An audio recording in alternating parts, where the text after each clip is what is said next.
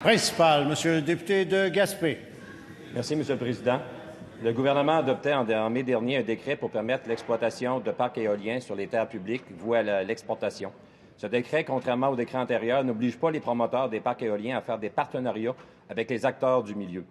Ainsi, des centaines de millions de dollars seront accumulés dans les coffres de grandes entreprises sans que les acteurs économiques et municipaux des régions n'aient droit à ces sommes pour réinvestir dans le développement régional. Il ne faut pas répéter les erreurs des 75 dernières années pendant lesquelles les ressources naturelles ont été exploitées, malheureusement et souvent, pour le bénéfice de grandes entreprises sans que les communautés visées n'aient eu droit à leur part de bénéfices. Est-ce que le gouvernement peut s'engager à modifier l'actuel décret d'ici la fin de la session afin de ne pas répéter les erreurs du passé et de permettre aux communautés visées par les projets de développement éolien de participer aux bénéfices pour pouvoir réinjecter ces sommes dans le développement de leur territoire? Monsieur le ministre des Ressources naturelles. Monsieur le Président, je tiens à vous rappeler que sur la question des parcs éoliens, inutile de vous dire que depuis le début, et particulièrement en Gaspésie, il y a eu énormément de projets éoliens qui ont créé beaucoup d'emplois. J'ai même eu l'occasion au mois de janvier, alors que j'ai appelé d'ailleurs l'industrie éolienne à travailler pour mieux exporter. Je rappelle qu'il y a eu, au mois de janvier, j'étais avec la ministre de l'Économie, nous étions en Gaspésie, et on a eu avec le groupe LM Wind Power la plus importante création d'emplois en Gaspésie, grâce, entre autres, donc, à cette croissance de la filière éolienne. Maintenant, Monsieur le Président, j'ai eu l'occasion de rencontrer les maires qui font des demandes et qui évidemment, exige d'être partie prenante à tout projet éolien. J'ai répondu à ce qu'on appelle l'Alliance de l'Est en leur disant encore une fois que nous voyons d'un très bon œil leur participation avec des entrepreneurs de ce côté-là. Mais encore une fois, Monsieur le Président, il faut qu'il y ait les forces du marché en présence et évidemment, comme ces projets éoliens sont pour de l'exportation, il faut qu'on s'attende à avoir un prix compétitif. Première complémentaire, Monsieur le député de Gaspé. Oui, Monsieur le Président, l'occupation du territoire en région, c'est un défi constant. On retrouve également des défis au niveau de la santé. Le gouvernement du Québec s'apprête à établir une politique sur le développement, sur le transport aérien régional, je m'excuse. Un sommet important se tiendra en février prochain. Est-ce que le gouvernement peut inclure dans sa réflexion toute la question du transport des patients électifs en région?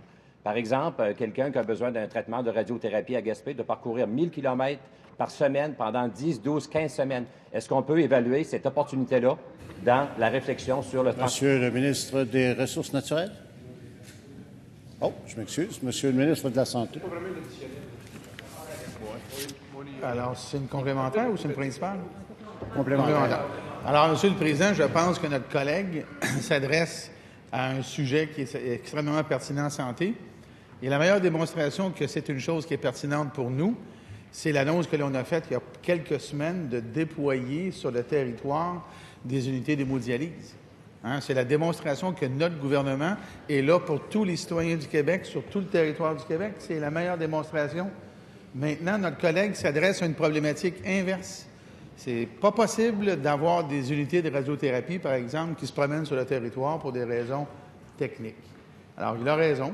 Il y a lieu de s'adresser à la problématique du transport des patients de leur domicile vers un lieu où sont dispensés des soins et nous y réfléchissons actuellement. Deuxième complémentaire, Monsieur le député de Gaspé. Toujours dans l'optique de l'occupation du territoire, Monsieur le Président, le programme de soutien alimentaire aux écoles vient d'être révisé.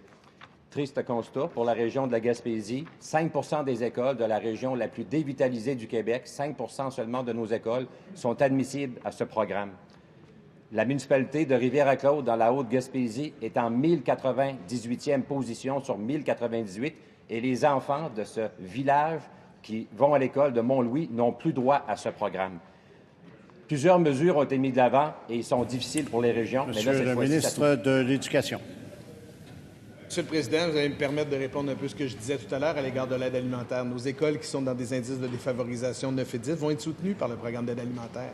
Ça n'a pas changé et ça ne changera pas. Certains indices ont été revus. Certaines écoles ne se retrouvent plus dans les mêmes indices, Monsieur le Président, parce qu'il y a eu des révisions. Mais là où il y a eu une correction la plus importante, c'est qu'en soutenant d'abord et avant tout, surtout et uniquement nos écoles défavorisées 9 et 10, on cesse de financer par accident ou pour toutes sortes de raisons, des écoles qui étaient favorisées, M. le Président. Alors, c'est dans l'objectif que nous visons.